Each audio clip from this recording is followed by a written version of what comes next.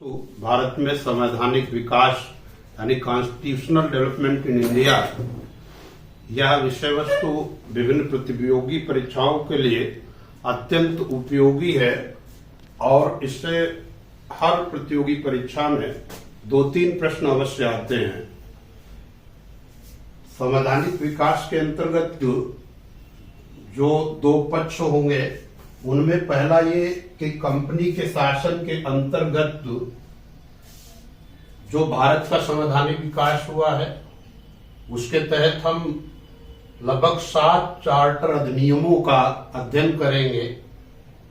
यदि देखा जाए तो 1726 का चार्टर अधिनियम, जिसमें भारत में 3 जो प्रेसिडेंसी थी, कलकत्ता, मुंबई और मद्रास, उसमें गवर्नर नियुक्त किए गए थे और वो गवर्नर्स का काम था कि अपने विधियों का निर्माण करे और उनको लागू करे। यानी विधि के शासन की शुरुआत विकृत ही सही, लेकिन यहाँ पर शुरुआत देखी जाती है, रूल ऑफ लॉ प्रारंभ हो गया। अंग्रेजों के पूर्व भी नियमों और कानूनों का प्रचलन था।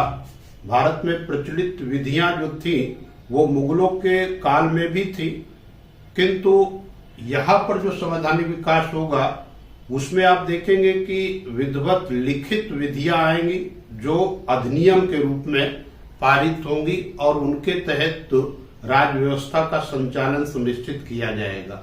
मुगलों के काल की जो विधियां थी वो वस्तुतः शरीयत कानूनों पर आधारित थी, लेकिन यहाँ पर निरपेक्ष रूप से विधियों को लागू करने का प्रयास किया जा रहा है।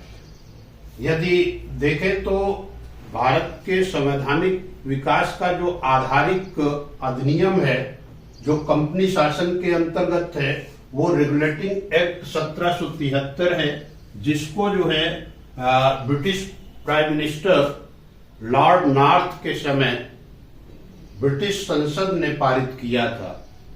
यानी उस समय जो ब्रिटिश प्रधानमंत्री थे लॉर्ड नॉर्थ, उनके द्वारा एक प्रपोजल रखा गया था।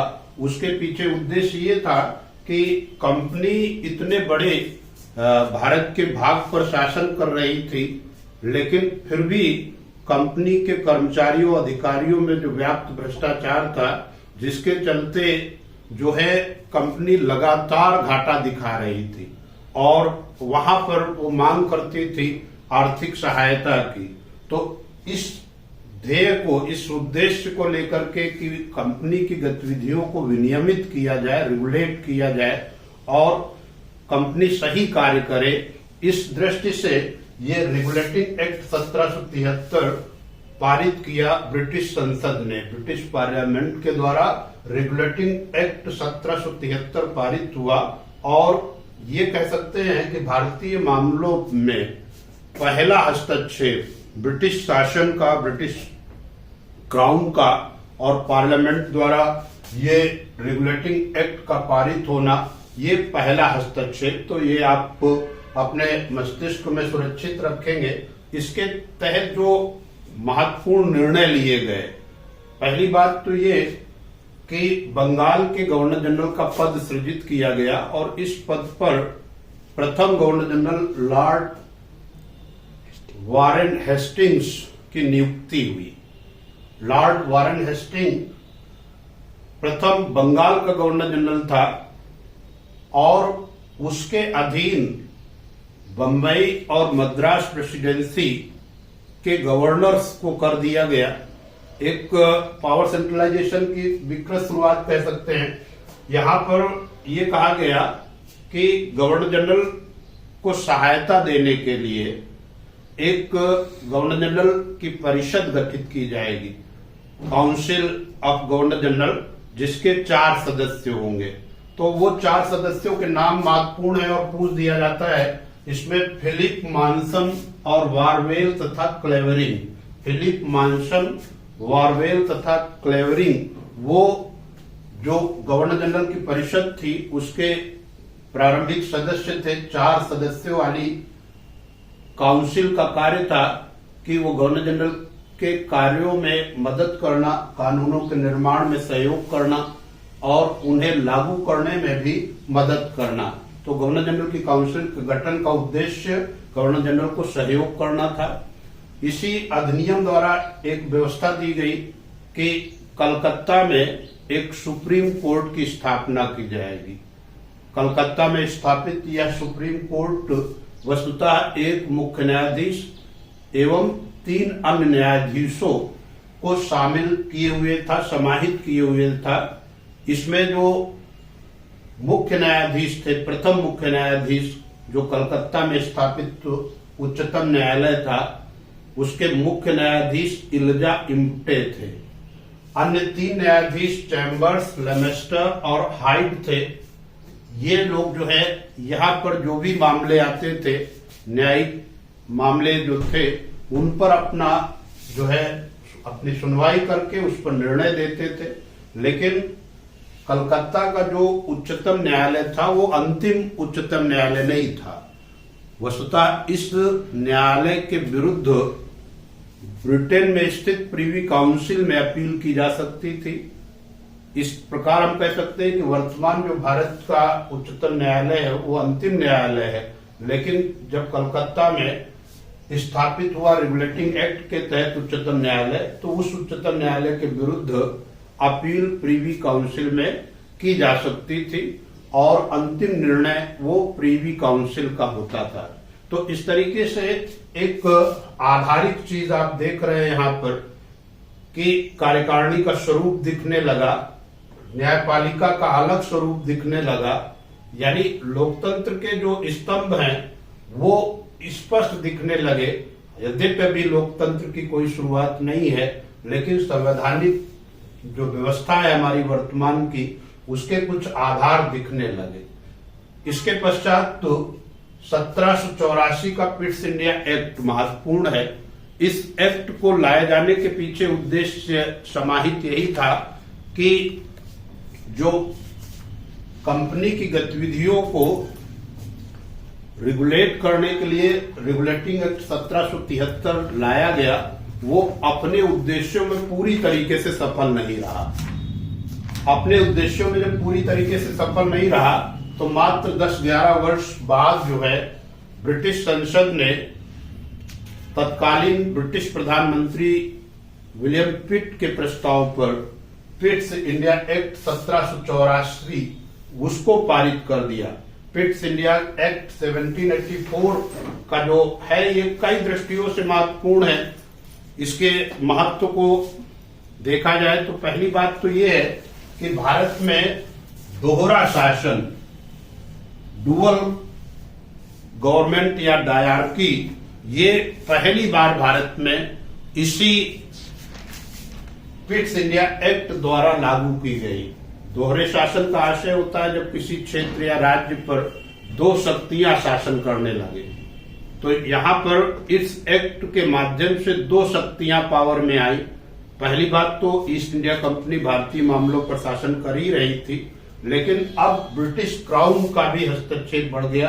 ब्रिटिश क्राउन और ईस्ट इंडिया कंपनी दोनों समानांतर भारतीय मामलों पर शासन करने लगे। इस एक्ट के माध्यम से एक बोर्ड ऑफ कंट्रोल यानी नियंत्रक मंडल, बोर्ड ऑफ कंट्रोल और एक जो है बोर्ड ऑफ डायरेक्टर्स का गठन हुआ। बोर्ड ऑफ कंट्रोल जो नियंत्रक मंडल होता था उसके 15 सदस्य होते थे।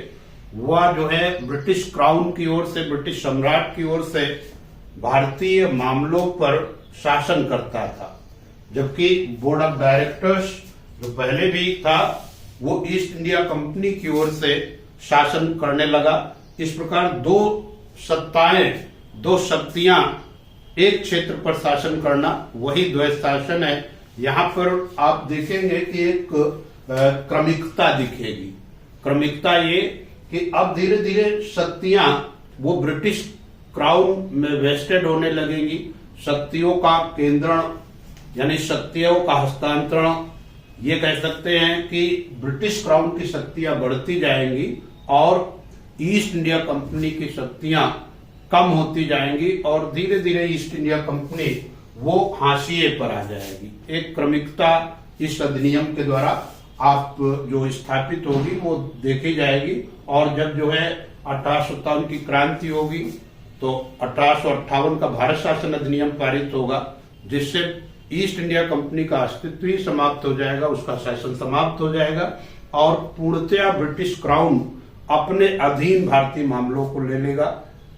तत्पश्चात जब भारतीय स्वशासन हेतु जन आंदोलन चलाएंगे तो धीरे धीरे सत्ता भारतीयों को हस्तांतरित होगी और अंततः भारत स्वतंत्रता अधिनियम 1947 द्वारा भारत को आजाद कर दिया जाएगा। तो एक सिस्टमेटिक एक क्रमिकता है और बहुत आसानी से आप अपने मन मस्तिष्क में इसके तथ्यों को समाहित भी कर सकते हैं।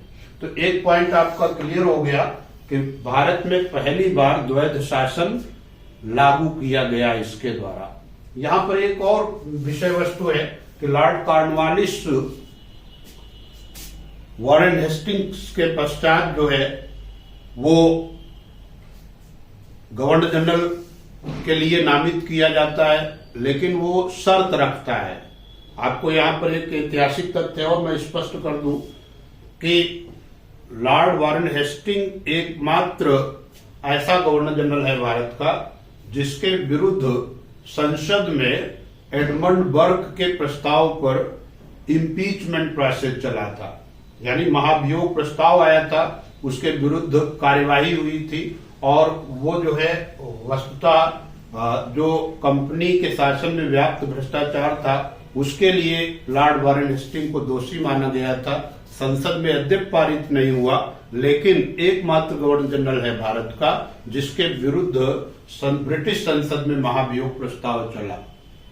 लॉर्ड कॉर्नवालिस वो उत्तरी अमेरिका में व्यवस्थित ब्रिटिश शासन को लागू कराया था, एक बड़ा अनुभवी शासक था, प्रशासक था। तो उसने शर्त रखी कि वो तभी जो है गवर्नर का पद, गवर्नर जनरल का पद ग्रहण करेगा जब जो काउंसिल है सदस्यों की संख्या तार्किक कर दी जाएगी, रिजनेबल कर दी जाएगी। कारण क्या था कि वॉरेन हेस्टिंग के समय बहुत सारे प्रस्ताव जो आते थे तो 2 सदस्य पक्ष में 2 सदस्य विपक्ष में हो जाते थे और एक गत्यावरोध डेडलॉक उत्पन्न हो जाता था। उस गत्यावरोध के चलते बहुत सारे निर्णय नहीं ले पाते थे। तो इस समस्या को ध्यान में रखते हुए इस एक्ट के द्वारा आप कह सकते हैं कि एक चार्टर एक्ट यद्यपि 1886 का भी है जिसमें ये व्यवस्था दे दी गई कि अब जो है गवर्नर जनरल की कार्यकारिणी में जो सदस्य होंगे वो 4 न होकर के 3 सदस्य होंगे, ताकि ये जो गत्यावरोध है जिससे राजनीतिक या प्रशासनिक कार्यों में बाधा उत्पन्न होती है वो बाधा न उत्पन्न हो। तो बस ये पॉइंट आपको ध्यान में रखना है। तो ये जो दोहरा शासन है वो 1858 तक चलेगा और ये दोहरा शासन 1858 को खत्म हो जाएगा। एक बार पुनः दोहरा शासन आएगा 1919 में, वो हम आगे जब भारत शासन अधिनियम 1919 या मॉन्टेग्यू चेम्सफोर्ड सुधार है उस पर चर्चा करेंगे। लेकिन ये यदि कहा जाए कि भारत का पहला दोहरा शासन तो वो पिट्स इंडिया एक्ट के द्वारा ही स्थापित किया गया। यहाँ अब जो एक अधिनियम है चार्टर अधिनियम 1793 का चार्टर अधिनियम कई दृष्टियों से महत्वपूर्ण है।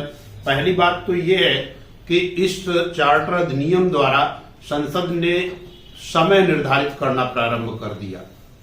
यहां पर अब ये कहा गया कि ईस्ट इंडिया कंपनी के शासन को आगामी 20 वर्ष के लिए बढ़ाया जाता है, मतलब आगामी 20 वर्ष के लिए रहेगा। तो ये शुरुआत हुई और आप देखेंगे क्रमिकता आगे भी कि वो 20 वर्ष के बाद 1813, फिर 1833, फिर 1853, ये 4 जो चार्टर एक्ट हैं वो 20-20 वर्षों के अंतराल में हैं और ये एक प्रकार से कंपनी के शासन को एक एक्सटेंशन कहिए जो ब्रिटिश संसद द्वारा दिया जा रहा था और इसमें क्रमिक रूप से कंपनी हाशिए पर जाती हुई दिखेगी। यहाँ 1793 के चार्टर अधिनियम में एक और प्राविधान कर दिया गया कि जो ब्रिटिश कर्मचारी एवं अधिकारी थे उनका जो वेतन है वो भारतीय राजकोष से देना प्रारंभ कर दिया गया।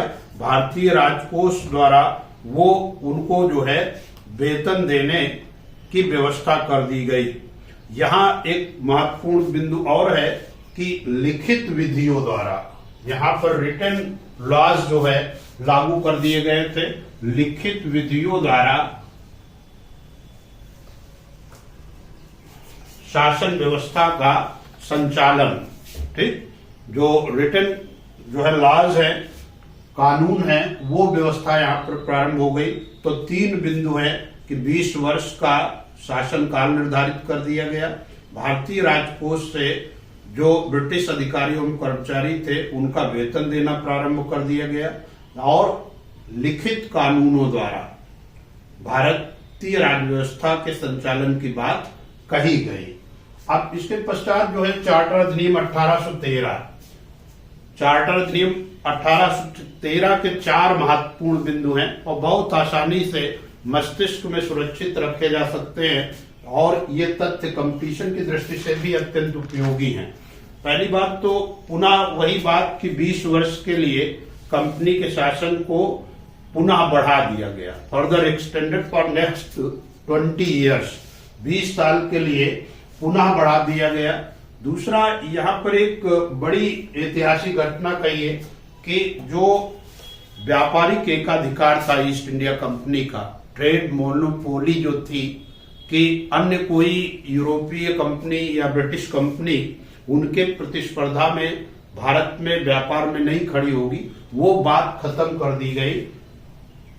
अब जो है ब्रिटिश अन्य कंपनियां भी भारत में व्यापारिक गतिविधियां संचालित कर सकती थी और व्यापारिक एकाधिकार ईस्ट इंडिया कंपनी का समाप्त कर दिया गया। लेकिन यहाँ पर चाय और चीन के साथ व्यापार का एकाधिकार ईस्ट इंडिया कंपनी का सुरक्षित रहा, जो आगे 1833 में जब खत्म हो जाएगा। लेकिन अभी ये कहा गया कि चाय का व्यापार और चाइना के साथ व्यापार, उस पर उसका एकाधिकार बना रहेगा। साथ ही एक बहुत बड़ा जो है यहाँ पर कदम कहेंगे ईस्ट इंडिया कंपनी का कि पहली बार भारत में कल्याणकारी राज्य की अवधारणा को चरितार्थ किया गया।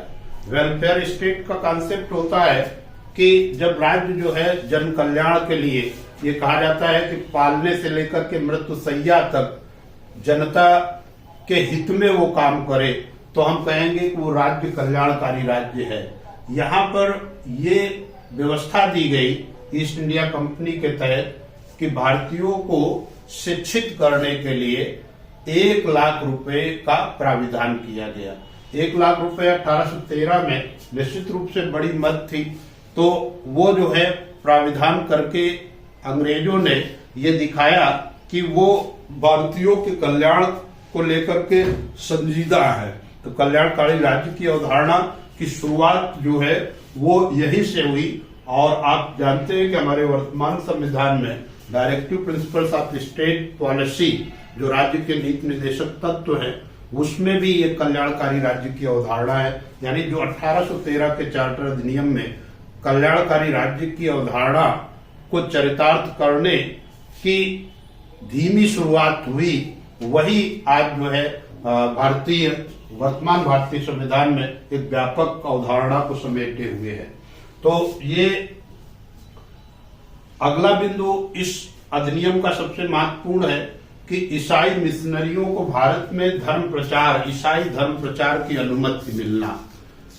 अंग्रेजों का उद्देश्य था कि एक ऐसा वर्ग जो है भारत में आए जो ईसाइयत को लेके चले, और वो जो है उसी उद्देश्य को प्राप्त करने के लिए ईसाई मिशनरियों को ईसाई धर्म के प्रचार की अनुमति दी गई। यद्यपि वो बाध्यकारी धर्मांतरण बहुत नहीं होता था, किंतु जो वो प्रलोभन देते थे उसके द्वारा धर्मांतरण की प्रक्रिया भारत में प्रारंभ हो गई थी। इस दृष्टि से चार्टर अधिनियम 1813 का ये 4 बिंदु हैं जो पूरे हो गए।